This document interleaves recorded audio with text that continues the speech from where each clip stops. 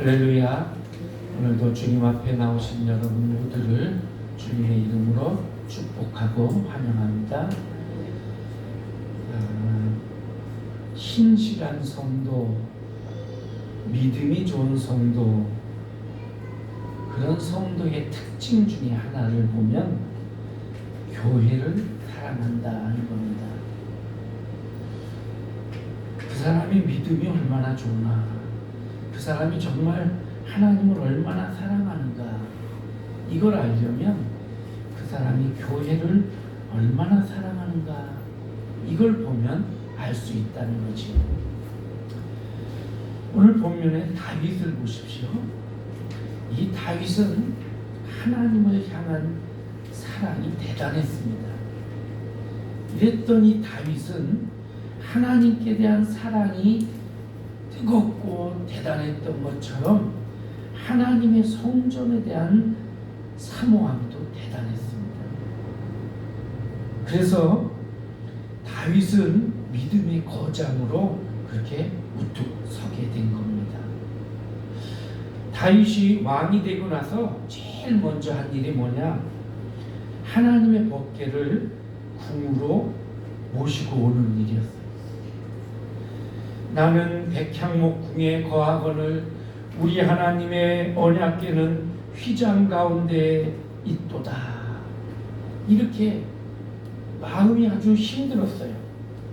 자기는 이제 왕이 돼서 백향목으로 잘 지어진 궁전에서 편안하게 있는데 우리 하나님의 법궤는 저 기욤여아림이라고 하는 산골짜기에 거기 아비나답이라고 하는 사람 집에 거기 있단 말이에요. 20년째 그러고 있어요. 한마디로 방치되어 있는 거예요. 그러니까 이게 마음이 아파요. 여러분, 우리가 나는 잘 먹고 따뜻한 집에서 잘 있는데 우리 가족 중에 누가 아주 힘들고 어려움에 있다면, 만약에 우리 아들이 군대가 있으면 그러면 지금쯤 군대에서 고생할 텐데, 이런 거 생각하니까 집에 있는 게 마음이 편하지가 않지요. 다윗이 그랬어요. 그래서 하나님의 궁전은 저렇게 산골짜기에 시골 집에 모셔져 있고 나는 여기 좋은 집에 있고 안 되겠다. 그래서 왕이 되고 첫 번째로 한 것이 그 하나님의 법궤를 궁으로 모셔오는 거였어요. 이것이 이스라엘 백성들의 마음을 모으는 큰 효력을 발휘합니다. 그래서 온 백성들이 역시 다윗이다, 이렇게 되는 거예요. 그런데 다윗이 그렇게 해서 하나님의 법궤를 모셔오려고 하면서 백부장, 천부장들하고 의논을 해요. 그래서 백성들과 함께 3만 명을 거느리고 그리고 쫙 가서 이 법궤를 모시기 위해서 새로 좋은 나무를 가지고 새 수레를 짜가지고, 그래서 거기다가 소들이 그 법궤를 끌고 오도록 그렇게 했어요. 열정을 가지고 잘 한다고 했는데 그게 하나님의 방법이 아니었어요. 자기 생각이고 자기 열정이었어요. 그래서 그 법궤를 옮기다가 실패하잖아요. 그 법궤가 나군의 타작마당에 왔을 때 소들이 갑자기 펄쩍펄쩍 뛰니까 법궤가 떨어지려고 그러고, 그러니까 우사라고 하는 사람이, 아비나답의 아들이 떨어지지 말라고 법궤를 붙잡았다가 그만 하나님의 진노를 받아서 죽었어요, 그 자리에서. 그러니까 좋게 하려고 했던 이 일이 그만 큰 재앙같이 돼버렸어요. 그래서 이거 안 되겠다. 그 법궤를 그 지역에 있는 오베드에돔의 집에 갔다가 임시로 거기 두게 하고, 그리고 다윗은 상심한 마음으로 돌아옵니다. 돌아와서 이게 왜 이렇게 됐을까 하고 여러 가지 자료를 살펴봤겠죠. 하나님께서 하나님의 법궤는 짐승이 끌도록 하지 않고 제사장들이 어깨에 매도록 했구나, 그걸 알게 돼서, 그래서 이제 그 방법으로 다시 그 법궤를 모시고 다윗의 궁으로 옮겨옵니다. 그렇게 하나님의 법궤를 다윗의 궁으로 옮겨놓고도 다윗이 마음이 편하지가 않아요.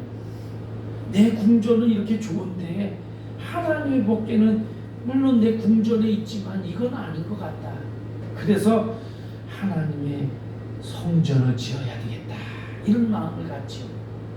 성전을 짓겠다고 그래서 제사장에게 의논하니까 제사장이 기도해보고는 하나님이 당신의 손으로 성전 받기를 원치 않으십니다. 당신의 아들 떼에서 받기를 원하십니다. 그러니까 할 수 없이 다윗은 성전 지을 준비를 다 해서 아들 솔로몬에게 물려줍니다. 하나님의 법궤가 다윗의 궁으로 들어오는 날, 다윗은 너무너무 감사하고 기뻤어요. 그래서 막 악기를 동원해서 막 하나님을 찬양하면서 거기 모인 제사장들과 여러 백성들이 막 박수를 치고 그렇게 했겠죠. 우리로 치면 부흥회 때 막 박수 치고 찬양하듯 그렇게 했겠죠. 다윗이 너무너무 감사하고 좋아서 막 춤을 추면서 같이 찬양을 하는데 막 옷이 벗겨지는 줄도 모르고 그랬다는 거예요. 이것을 본 다윗의 아내 사울의 딸인 미갈이 다윗을 비난합니다. 다윗이 기분이 좋아서 집으로 탁 들어왔는데 들어오는 다윗을 향해서 이스라엘 왕이 오늘 얼마나 영화로우신지 비꼬는 거예요. 마치 술주정뱅이가, 방탕한 자가 체면도 없이 막 옷이 풀어지는 줄도 모르고 그냥 그렇게 휘청거리듯이 그렇게 당신의 시녀들 앞에서 그렇게 휘청거리고 그렇게 몸을 다 드러내고 이랬다고. 다윗이 분노하지요. 우리 이걸 잘 가정생활 잘 생각해야 돼요. 밖에서 어떤 일을 하고 들어온 사람은 비난부터 하면 안 돼요. 다 칭찬하고 위로하고 그리고 나중에 자초지종을 이야기하면서 그건 좀 너무했어, 이렇게 하면 좋을 것. 다윗이 화가 났어요. 그 얘기 듣고, 이는 내가 여호와 앞에서 한 것이라. 네 아버지와 온 집안이 하나님의 버림을 받아서 하나님께서 그 나라와 그 권세를 내게 주셨다. 그러면서 내가 하나님 앞에서 뛰어놀았지 사람 앞에서 그런 거냐, 그렇게 화를 내지. 성경을 보니까 다윗은 이 일로 인해서 마음이 상해가지고 그 다음부터 이 미갈과 잠자리를 하지 않은 것으로 보여줍니다. 그래서 미갈은 그때부터 평생 자녀가 없었다, 이렇게 표현하고 있어요. 다윗이 하나님을 사랑하는 게 얼마나 뜨거웠는지, 그 하나님을 사랑하는 그 사랑이 하나님의 성전을 사랑하는 것으로 그렇게 나타났다는 거예요. 믿음이 좋은지 안 좋은지, 하나님을 사랑하는지 안 하는지, 이것은 교회를 얼마나 사랑하고 관심을 갖는가, 이것과 비례한다는 것이지요. 그리고 놀라운 것은 우리 성도들의 형통함과 축복은 성전을 사랑하고 성전에 올라가서 성전 안으로 들어가 예배하고 여기서부터 시작된다는 거예요. 오늘 우리가 읽은 시편 122편은 성전에 올라가는 노래, 이런 부제가 붙어 있어요. 이 시편에 성전에 올라가는 노래가 15개가 있습니다. 120편부터 134편까지. 그 중에 세 번째 것이 오늘 우리가 읽은 이 시편 122편이에요. 근데 여기 보면 하나님의 집을 위해서 기도하고 하나님의 집을 사랑하고 이러는 것이 성도들이 복받는 비결이고 형통한 비결이다, 이렇게 가르치고 있어요. 그러면서 다윗의 시라는 부제가 또 여기 붙어 있어요. 다윗은 아마 다윗이 왕이 되고도 성전이 지어지지 않았으니까 사실 다윗은 성전에 올라가 예배드려 본 적이 없어요. 그 다음에 다윗이 30살에 왕이 됐거든요. 30살에 왕이 됐는데 왕이 되기 전에 한 12, 3년 정도 사울 왕에게 쫓겨다녔어요. 그래서 저 광야, 유대 광야에 쫓겨다니면서 굴 속에도 숨었다, 산 속에도 숨었다, 저 블레셋 나라에 망명도 갔다가 막 이렇게 13년 정도를 쫓겨다녔어요. 다윗이 30세에 왕이 됐으니까 20살, 17살 이때쯤부터 이제 쫓겨다닌 거 아니에요? 사울에게. 그러면 그 이전에 한 17년 동안 하나님의 성전이, 하나님의 법궤가 블레셋에게 뺏겼다가 사울왕 시대에, 사울왕이 40년 통치했어요. 사울왕 시대에 뺏겼다가 블레셋에 간 그 법궤로 인해서 블레셋에 병이 돌고 막 그냥 다곤 신이 자빠져서 다 깨지고 이러니까 야 이것 때문에 그런가 보다, 돌려보내자. 이렇게 돌려보냈단 말이에요. 그게 돌려보내서 그래서 기한 여야림의 그 시골 촌에 아비나답의 집에 거기 가서 20년을 썼다. 그러면 다윗이 아주 어린 나이에 그런 일이 있었고, 그런 일 때문에 20년 동안 그 하나님의 법궤는 산골짜기에 방치되다시피 하고 있었어요. 다윗은 이 하나님의 법궤에 가서 예배드린 것도 없었을 것 같아요. 그 하나님의 법궤가 그렇게 블레셋에게 뺏겼다가 산골짜기로 들어가기 전에는 어디 있었느냐? 실로라고 하는 곳에, 거기에 엘리 선지자가 있었고, 제사장이 있었고요. 엘리 제사장 때에 사무엘이 어린 나이에 거기 들어가서 성장하면서, 그러다가 엘리가 죽고 나서, 그리고 나서 이 사무엘이 제사장이 되지요. 제사장이 되고 나서 이 사무엘은 그 실로를 떠나서 라마라는 곳에 가서 거주를 해요.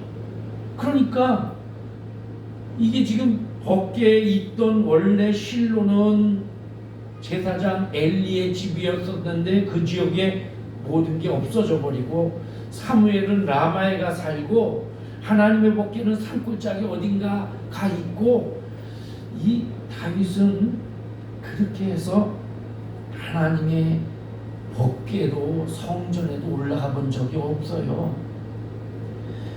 그런데 그런 다윗이지만 하나님을 향한 뜨거운 사랑이 있었단 말이에요. 그래서 하나님의 성전에 올라가고 싶은 그런 열정을 가지고 이 시를 쓰지 않았을까, 이렇게 생각이 되는 거예요. 여러분, 좋은 집 지어놓고 좋은 음식 먹고 잘 사는 거, 잘 쉬고 잘 놀고, 이거 축복입니다. 그런데 더 큰 복은 하나님의 성전, 내 성전이 있어서 내 성전을 향해 올라가고 그 안에 들어가 기도하고 그 안에 가서 마음껏 예배하고, 이것이 더 큰 축복이에요. 또한 이 성전을 사랑하고 이 성전을 섬기고 이렇게 할 수 있는 것, 이것이 하나님이 주시는 큰 축복이라는 겁니다. 여러분에게 이런 성전이 있고 이런 예배할 수 있는 곳이 있다는 것, 이것을 감사하면서 성전을 사랑하는 여러분 모두가 되기를 바랍니다. 그럼 먼저 교회, 이 성전이 뭔가, 이것을 좀 잠깐 생각해 볼게요. 성전은 구약시대에는 이 교회라는 것은 구약시대에는 하나님이 택한 이스라엘 공동체를 교회라고 말해요. 신약시대에 와서 교회, 에클레시아, 하나님이 선택해서 뽑아낸 사람들이라는 뜻입니다. 다시 말하면 예수 그리스도께서 세우신 그 믿음의 공동체, 성령 공동체가 교회예요. 여러분과 제가 교회예요. 이 공간, 이 건물은 예배당이에요. 만약에 불행하게도 이 예배, 이 우리 교회가 불이 나가지고 다 전소됐어요. 그렇다고 우리 거룩한 성 시온교회가 없어졌느냐? 아니에요. 없어진 게 아니에요. 교회당이 불탔을 뿐이에요. 우리 성도들이 남아있는 한 우리 교회가 있는 거예요. 그래서 여러분이 교회인 거예요. 만약에 여러분이 다 교회를 안 나오거나 어떻게 무슨 일이 있어서 성도가 하나도 없어졌어. 그러면 거룩한 성 시온교회가 없어진 거예요. 교회당만 남은 거예요. 그래서 교회는 예수 그리스도를 믿는 믿음의 공동체, 성령 공동체예요. 교회의 머리는 예수 그리스도이시고 예수 그리스도를 머리로 해서 우리는 그리스도의 몸, 지체예요. 예수 그리스도를 나의 구주로 믿는 그 믿음의 고백, 신앙 고백 위에 예수님께서 세우셨어요. 베드로의 고백, 오늘 여러분과 저의 신앙 고백 위에 세워진 거예요. 이 교회를 통해서 우리가 예배를 드려요. 교회를 통해서 하나님의 말씀이 선포돼요. 이게 캐리그마예요. 교회를 통해서 우리 성도들이 같이 교제해요. 이게 코이노니아예요. 교회를 통해서 예수 그리스도의 이름으로 봉사해요. 이게 디아코니아예요. 누구든지 와서 기도하는 곳이 교회고, 성만찬, 예수님과 우리가 하나라는 것을 그것을 드러내는 성만찬이 거행되는 곳이 교회이고, 예수 그리스도의 자녀 가족들, 예수 그리스도의 몸이 늘어나는 그것을, 성도가 늘어나는 것을 확인하는 것이 세례고, 그래서 교회 안에서 예배와 성만찬과 세례와 이런 것들이 이루어져요. 하나님의 뜻이 교회 안에서 이루어져요. 그래서 가르치고 훈련하고 나아가서 복음을 전하는 그런 하나님의 일을 하는 곳이 교회예요. 이런 하나님의 일을 하는 곳이 교회이고, 이 교회를 사랑하는 것이 곧 하나님을 사랑하는 것이 된다 하는 겁니다. 자, 오늘 말씀을 보면 교회를 사랑하는 사람의 특징이 있어요. 첫 번째는 교회를 사랑하는 사람은 교회에 대한 기쁨이 있다는 겁니다. 다윗은 하나님이 계시는 성전, 그 교회를 사랑했어요.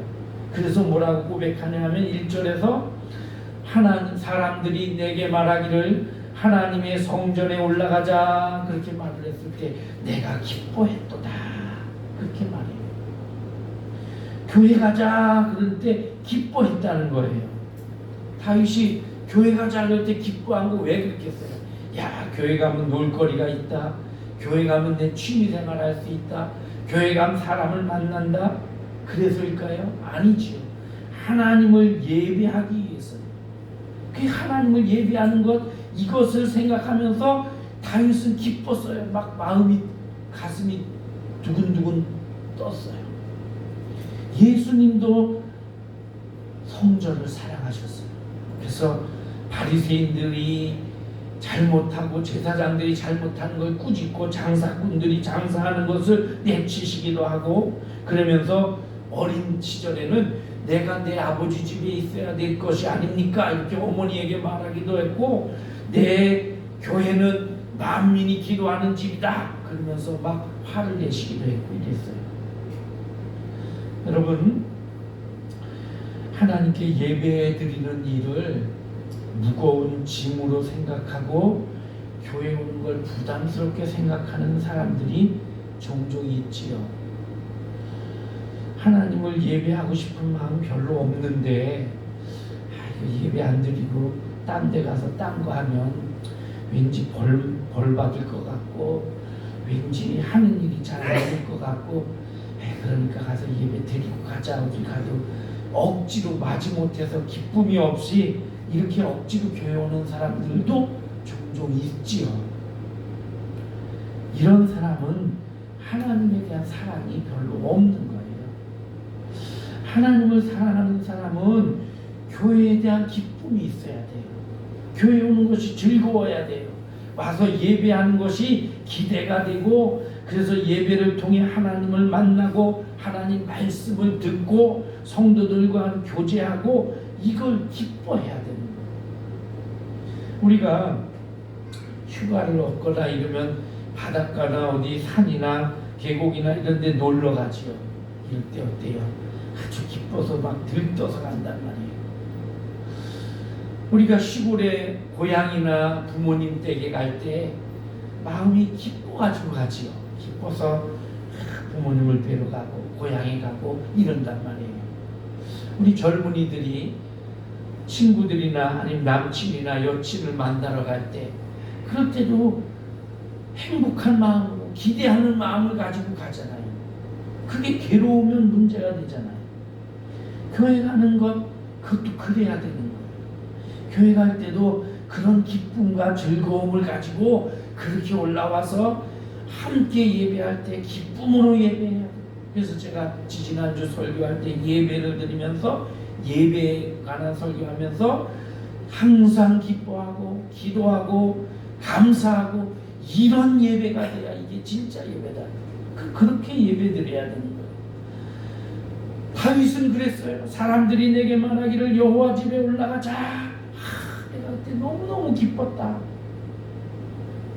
우리 성도들은 그런 기쁨을 가지고 성전에 올라가야 돼요. 목사님 그런 게 마음대로 안 되잖아요. 안 생기는. 그러니까 그런 마음이 생기도록 그렇게 자꾸 자신을 다그쳐야 돼요. 훈련해야 돼요. 여러분 부모님 댁에 가는데 기쁨이 되지 못하고 막 그냥 마음이 무겁고 이런다는 거 억지로 간다면 이거는 부모님과의 관계가 문제가 있든지 부모님께 대한 내 어떤 사랑의 문제가 있는 거잖아요. 하나님의 전에 나오는데 그런 마음을 가지고 나오면 이건 무겁고 어두운 마음 가지고 억지로 올라온다면 하나님께 대한 내 사랑의 문제가 있거나 하나님과 나와의 관계에 어떤 문제가 있다는 거잖아요. 그러니까 이걸 고쳐야지. 성경 주석가인 박윤선 박사님이 이런 말씀을 했어요. 하나님께 예배드리는 일을 무거운 짐으로 생각하는 것은 하나님의 자녀된 자의 심리가 아니다. 하나님의 자녀된 자의 마음은 그러면 안 된다. 다윗은 하나님의 전에 올라가자 그럴 때 기뻐했다고 그랬어요. 그리고 2절에 바로 예루살렘아 우리 발이 네 성문 안에 섰도다. 야, 이제 우리가 하나님의 성문 앞에 왔다. 감격을 하는 거예요. 그리고 성전 문턱을 들어가는 거예요. 오늘 우리도 교회 가자 그럴 때 야 기분이 좋아지고 그래서 하나님의 성전 문 앞에 딱 도착했을 때 아이고 하나님 감사합니다 이렇게 되고 그렇게 문턱을 들어서야 돼요. 3절에 보면 예루살렘아 너는 조밀한 성읍과 같이 건설되었도다 이렇게 써 있어요. 예루살렘은 성전 교회를 말하는 거예요. 예루살렘아 너는 조밀한 성읍같이 건설되었도다. 예루살렘이 아주 다닥다닥 이렇게 집들이 붙어있는 그런 의미인데 정교하고 아름답게 지어졌다는 의미도 있어요. 정말 멋있구나 잘 지어졌구나 이렇게 지금 다윗이 표현을 하는데 이것은 다윗의 마음인 거예요. 마음. 나쁘게 보면 나쁠 수도 있는 그런 상황을 아름답게 보고 있는 거예요. 왜? 하나님께 대한 사랑 때문에. 사랑에 눈 멀면 모든 것이 아름다워 보인다고 하잖아요. 그래서 피부가 좀 검어도 사랑하면 건강해 보이게 되고요. 뚱뚱하면 보통 사람이 뚱뚱해하다고 해도 사랑에 빠지면 그 뚱뚱한 것이 건강해 보이게 돼요. 날씬하면 날씬한 대로 다 좋게 보이는 거예요. 그래서 사랑에 빠지면 얼굴에 난 곰보 자국도 무슨 보조개로 보인다 그러잖아요. 다윗은 하나님에 대한 사랑이 너무 좋아가지고 그래서 그 성전이 오밀조밀하다 이렇게 표현하는 거예요. 너무 아름답다, 너무 정교하고 아름답게 지어졌다 이렇게 표현하고 있는 거예요. 그리고 사랑에 빠지면 함께 하고 싶잖아요. 같이 있고 싶잖아요. 그래서 하나님의 성전에 올라가 예배하는 걸 기뻐하면서 다윗은 성전 중심으로 그렇게 살았다 하는 것이지요. 하나님을 사랑하는 마음으로 평생을 살았다는 거예요. 여러분, 여러분의 삶이 이렇게 다윗과 같기를 바랍니다. 하나님의 성전을 기뻐하고 사랑하고 성전에 올라가기를 즐거워하고 하나님의 성전에 들어설 때 감격이 넘치고, 그래서 그곳에서 하나님을 만나고 하나님의 말씀을 듣고 하나님께 마음껏 기도하고 하나님이 주시는 힘과 위로를 얻고 그리고 하나님 주시는 복을 누리며 그렇게 사는, 그래서 여러분의 삶의 영육간의 모든 범사에 형통한 복이 있기를 바랍니다. 본문 4절 5절에는 그 당시에 예배드리는 모습을, 제사하는 모습을 그렇게 묘사하고 있습니다. 이스라엘의 12지파, 그 12지파의 대표들 또 지파에 속한 사람들이 자기 자신들을 상징하는 깃발을 쫙 들고 제단 앞으로 쫙 나가요. 그 제단 앞으로 쫙 나갑니다. 그래서 4절에 보면 지파들 곧 여호와의 지파들이 여호와의 이름에 감사하려고 이스라엘의 전례대로 그리로 올라가는도다. 이스라엘의 전례대로 늘 해오던 대로 그렇게 쫙 지파들이 자기 지파의 깃발을 들고 쫙 올라가는 거예요.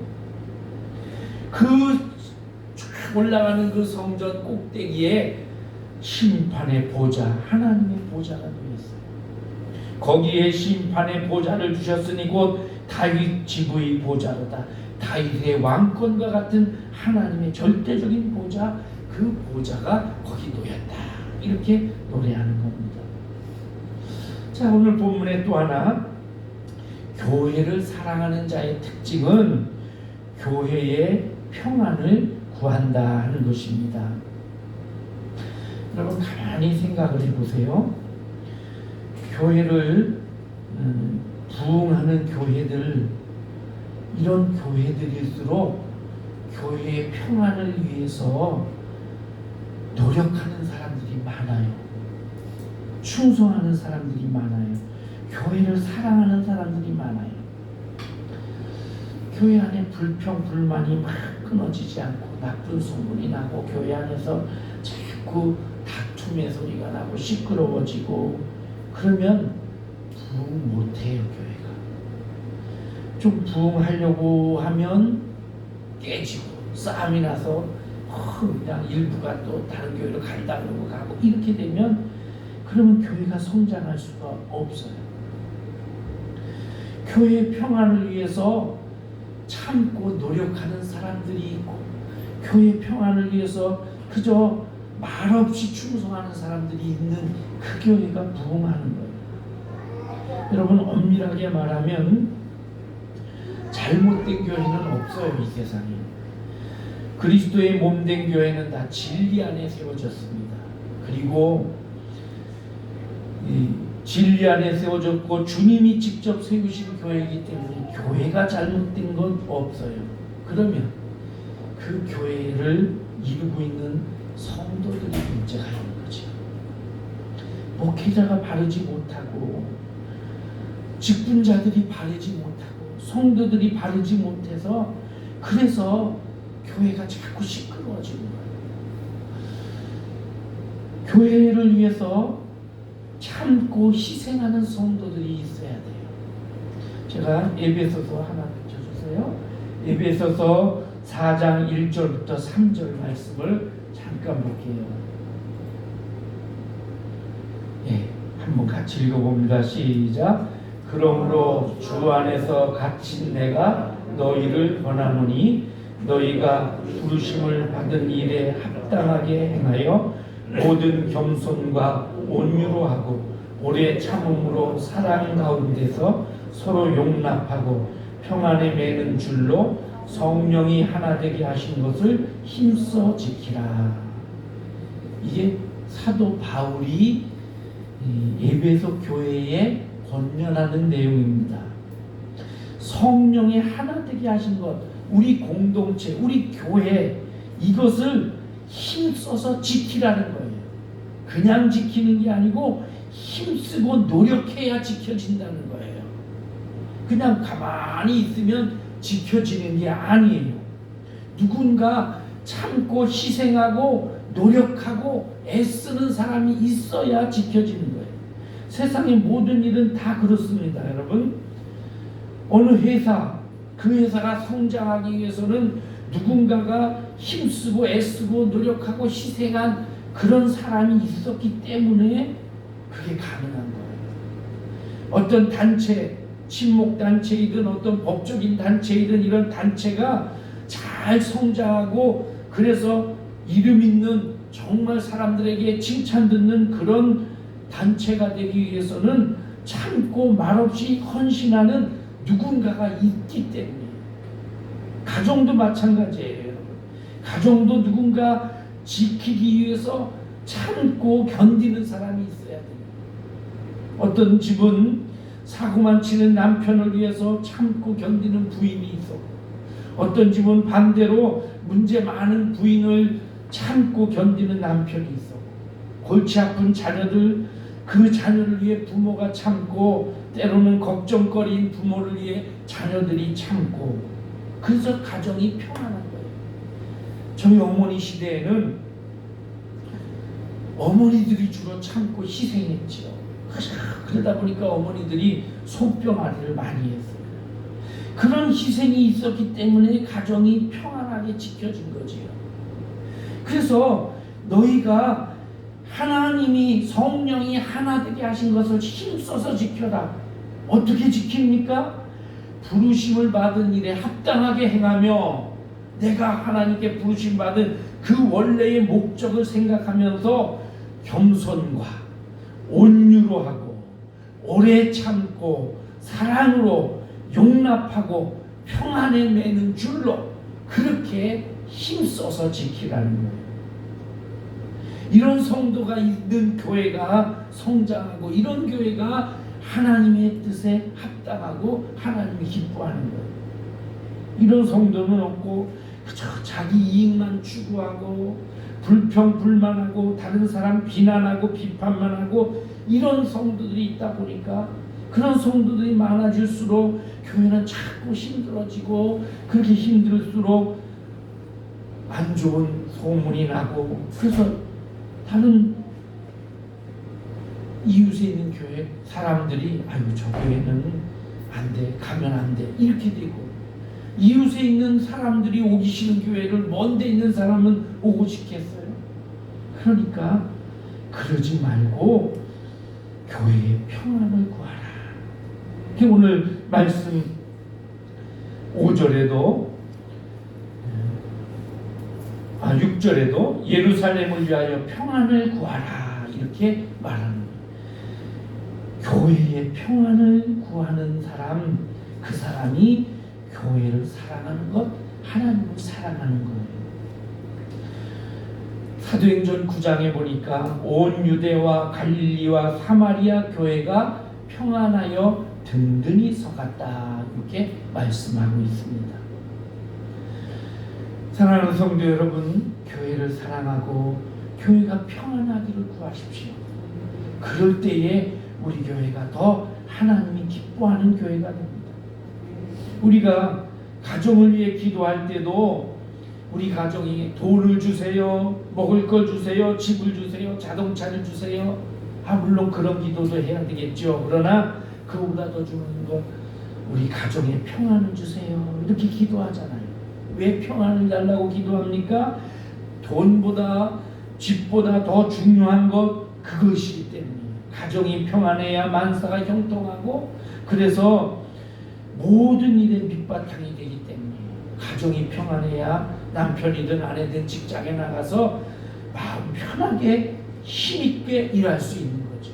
가정이 불안하면 일을 해도 불안하고 그러다 보면 실수하게 되고 가정이 평안할 때 우리 자녀들이 학교에서나 가정에서나 직장에서나 어디서나 힘있게 씩씩하게 살 수 있는 거죠.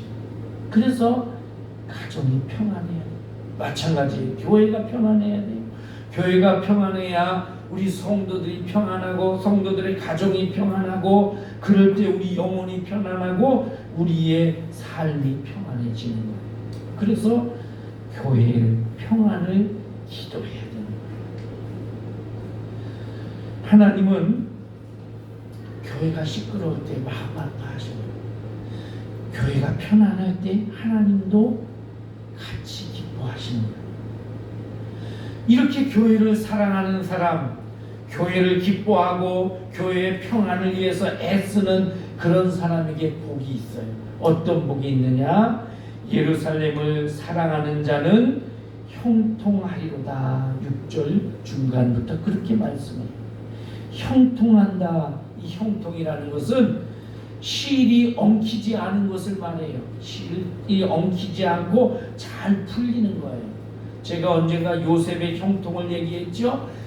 형통은 실이 엉키지 않고 잘 풀리는 것 같은데 하나님의 뜻에 맞게 풀리는 거예요.